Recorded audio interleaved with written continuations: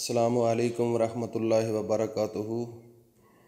آج آپ کے سامنے چاند گرہن کے متعلقہ اہم معلومات فراہم کرنے کے لیے حاضر ہوا ہوں۔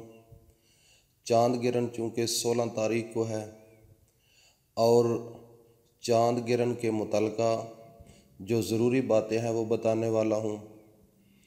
ایک تو چاند گرہن کے دن آپ نے کبھی بھی حاملہ عورت جو ہے وہ ہاتھ میں چھری کاٹنے والی کوئی چیز آپ نے ہاتھ میں نہ رکھے، اور اس کے علاوہ آگ سے بچے۔ یہ ضروری اور احتیاط آپ کے لیے انتہائی ضروری ہے۔ تو اس کے علاوہ جب چاند گرہن ہوتا ہے تو یہ اللہ کے جو نظام ہوتے ہیں اس میں کچھ تبدیلیاں ہوتی ہیں۔ چاند اور سورج کے درمیان جب یہ زمین آتی ہے تو اس وقت یہ معاملات بنتے ہیں، کچھ دنیا میں تغیر و تبدل آنا شروع ہوتے ہیں، تو اس سے نقصان ہو سکتا ہے۔ تو میں آپ کو یہ بتانے جا رہا ہوں کہ چاند گرہن کا خاص اہتمام کرنا ہے۔ اس دن کوئی حاملہ عورت اپنے ہاتھ میں کاٹنے والی چیز نہ رکھے اور آگ سے تھوڑا سا بچ کے رہے۔ تو اس کے علاوہ نبی کریم صلی اللہ تعالیٰ علیہ وسلم کے دور میں بھی چاند گرہن اور سورج گرہن ہوتے رہے ہیں۔ میرے نبی حضرت محمد مصطفیٰ صلی اللہ علیہ وسلم کے دور میں جب ان کا بیٹا فوت ہوا تھا تو اس دن سورج گرہن لگا تھا۔ تو عرب میں یہ تھا کہ جب یہ چاند گرہن یا سورج گرہن ہوتا تھا تو وہ کہتے تھے کہ یہ دن بہت سخت دن ہوتا ہے۔ تو جب اس حوالے سے دیکھا جائے تو نبی پاک صلی اللہ علیہ وسلم کا ایک ہی بیٹا تھا اور اس دن وہ وفات پا گئے تھے، اس دنیا سے چلے گئے تھے۔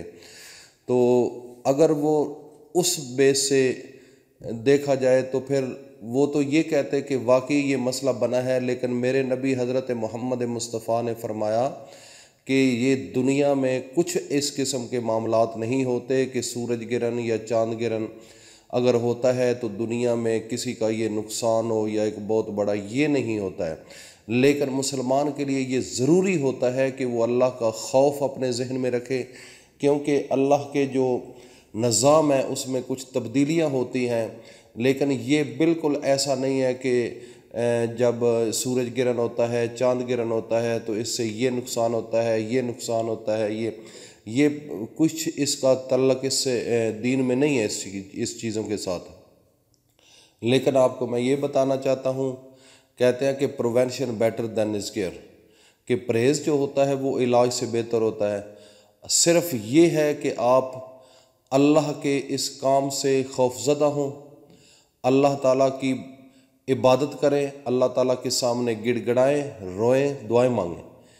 تو یہ جو چیزیں ہوتی ہیں یہ اللہ کی جانب سے ہوتی ہیں، یہ قدرت کا نظام ہے۔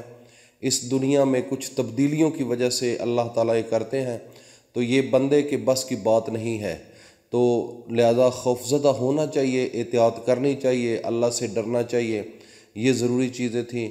تو شاہ شمس تبریز رحمۃ اللہ علیہ فرماتے ہیں کہ جب یہ سورج گرہن یا چاند گرہن، خصوصاً چاند گرہن کے متعلقہ، کہ اس وقت یہ ہوتا تھا کہ آپ حقیق جو ہے اس کو لے کر اس کے اوپر جو ہے وہ اللہ کا کلام پڑھ کر دم کرتے تھے، تو اس میں اتنی پاور آ جاتی تھی حقیق میں کہ کسی کے کوئی مشکل کام اٹکے ہوئے ہوتے تو وہ حقیق پہنتا تو اس کے مشکل کام جو ہے وہ آسان ہو جاتے، آپ کے اوپر مصیبت نہ آتی، وہ اتنا کام ہوتا تھا۔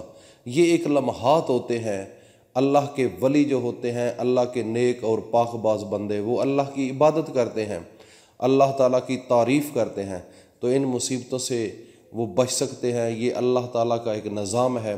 تو میں اپنے تمام دوستوں کو یہ کہنا چاہتا ہوں کہ 16 مئی کو تقریباً 5.25 گھنٹے کا چاند گرہن آ رہا ہے، تو اس میں آپ نے احتیاط کرنی ہے، کسی قسم کی کوتاہی نہیں کرنی۔ اگر کسی کے گھر میں حاملہ عورت ہے تو ان کو کہیں کہ اپنے ہاتھ میں کوئی چھری، کوئی چاقو، کوئی اس قسم کی کاٹنے والی چیز نہ لیں، اور اس کے علاوہ آگ جو ہے وہ بھی تھوڑا سا اس سے بھی پرہیز کریں، تاکہ کوئی آنے والا جو بچہ ہے اس کے اوپر اس قسم کے کسی قسم کے اثرات نہیں ہونے چاہیے۔